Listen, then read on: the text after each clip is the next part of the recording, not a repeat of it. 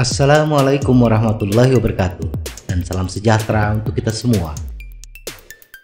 Bagi saya, bersepeda adalah untuk mencari kesenangan, berpetualang di alam bebas, menelusuri tempat-tempat yang belum pernah saya datangi. Terkadang bersama teman-teman, tetapi kebanyakannya sendiri. Biasanya saya bersepeda ke arah Bandung Timur, Kiara Payung, Manglayang, Ujung Berung, Palintang, dan sekitarnya. Medan Bandung Timur konturnya berbukit, maka tak jarang dihadapkan kepada tanjakan, baik yang landai sampai yang curam.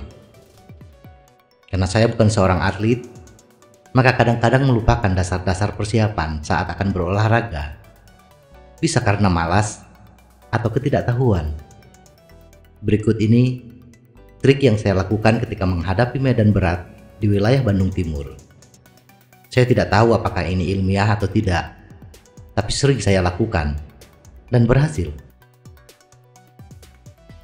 Sebelumnya, terima kasih bagi yang sudah subscribe, dan bagi yang belum, mohon bantuannya untuk subscribe. 1. Menggunakan minyak zaitun. Pemanasan sebelum berolahraga itu harus agar otot lemas dan tidak mengalami kram. Tetapi seringkali berangkat bersepeda tanpa melakukan pemanasan yang cukup. Hanya sebentar melakukan peregangan, setelah itu langsung cabut. Sering terjadi di tengah jalan, paha terasa terkunci, bahkan kram. Akhirnya searchinglah di mbah Google, mencari cara lain untuk melemaskan otot tanpa pemanasan yang lama. Ketemu minyak zaitun. Salah satu manfaat minyak zaitun adalah melemaskan otot tubuh, memperlancar aliran darah dan energi, maka tak heran sering digunakan sebagai minyak pijat. Nah, setiap mau berangkat sepedaan, seluruh bagian paha saya balur dengan minyak zaitun, sambil diurut dan stretching ala kadarnya. Hasilnya, setiap menemui tanjakan atau goes jarak jauh, paha saya tidak pernah kram.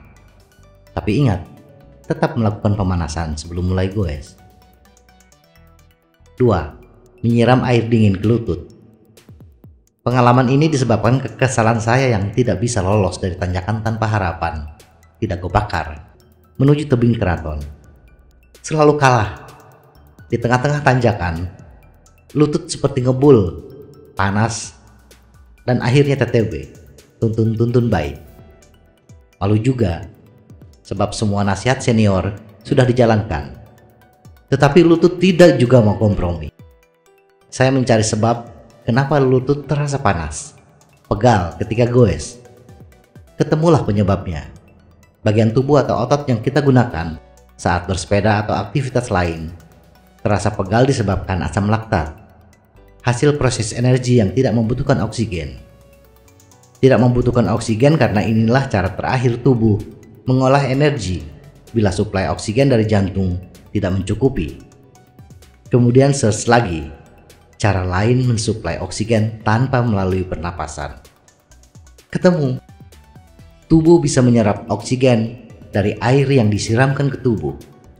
Berikutnya, dengan hati yang was-was, mulailah menjajal tanjakan tanpa harapan, dengan terseok-seok tentunya. Nah, pas di tengah-tengah tanjakan, lutut mulai rewel, panas, dengan sigap air yang biasanya untuk minum kemudian disiramkan ke lutut, sambil tetap goes tentunya. Hasilnya, berhasil. Betapa bahagianya menatap ke bawah. Ternyata bisa juga melewati tanjakan tanpa harapan, tanpa TTB. 3. Tetap merunduk. Pertama kali goes sendiri melintas Gunung Manglayang, menembus patahan Lembang, dari Ujung Berung ke Cibodas Maribaya. Hati selalu berdebar. Buset, tanjakannya mantap banget. Apalagi bila memandang Gunung Manglayang dari rumah saya di Ciwastra. Hati menjadi ciut. Tapi tekad menembus patahan Lembang melalui desa Palintang begitu besar. Akhirnya dengan tekad bulat, berangkatlah sendiri. Nah, selepas desa Palintang, yang ada hanya hamparan kebun kina, diselingi kebun kopi dan hutan pinus. Jalan menanjak, sunyi, tak ada yang melintas.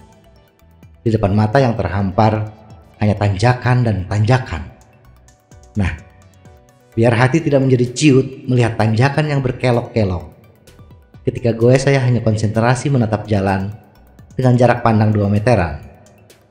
Tidak berani menatap tanjakan di depan. Alhamdulillah bisa melewati tanjakan demi tanjakan, walaupun dengan napas yang sudah ala kadarnya. 4.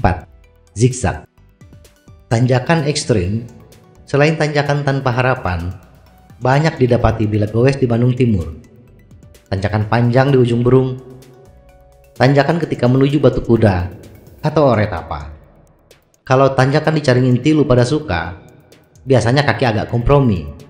Nah, tanjakan-tanjakan tadi membuat betis berkeringat garam. Keringatnya bila diusap, ada butiran-butiran halus seperti garam. Menghadapi tanjakan kurang ajar ini, mau tidak mau harus diakali. Caranya dengan bersepeda zigzag. Tapi ini hanya untuk tanjakan di pegunungan ya. Jangan lakukan zigzag ketika menanjak di jembatan tol. Dimarahi pengguna lain. Bersepeda zigzag memang terasa lama. Jarak tempuh jadi panjang.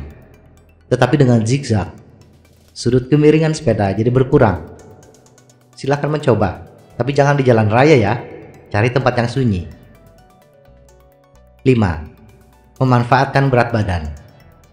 5 atau 10 meter sebelum tanjakan berakhir, biasanya napas mulai ngos-ngosan. Lutut sudah hampir lompat dari tempatnya. Kalau kuda mah sudah berbuih. Tetapi masa harus TTB di akhir tanjakan? Malu diketawain penduduk sekitar. Nah, menghadapi kondisi begini, saya biasanya menyimpan sedikit tenaga untuk sekadar cukup mengangkat badan. Ketika nafas sudah tidak kompromi dengan sisa tenaga yang ada, mulai goes berdiri dan membiarkan berat badan saya yang mendorong pedal ke bawah sambil ambil nafas untuk persiapan berdiri berikutnya. Tapi ingat, ini sisa-sisa tenaga yang ada. Bila kita merasa sudah tidak kuat, jangan dipaksakan bersepeda berdiri. Capek banget bro. Bisa-bisa bukannya sepeda melaju ke atas, yang ada gubrak bersama sepeda karena sudah tidak kuat lagi. Sekali lagi, ini hanya pengalaman pribadi. Apakah ini ilmiah atau ada dasarnya, saya tidak bisa menjamin. Tetapi ini berhasil membantu saya menghadapi siksaan perbukitan di Bandung Timur. Tetap sehat, salam goes.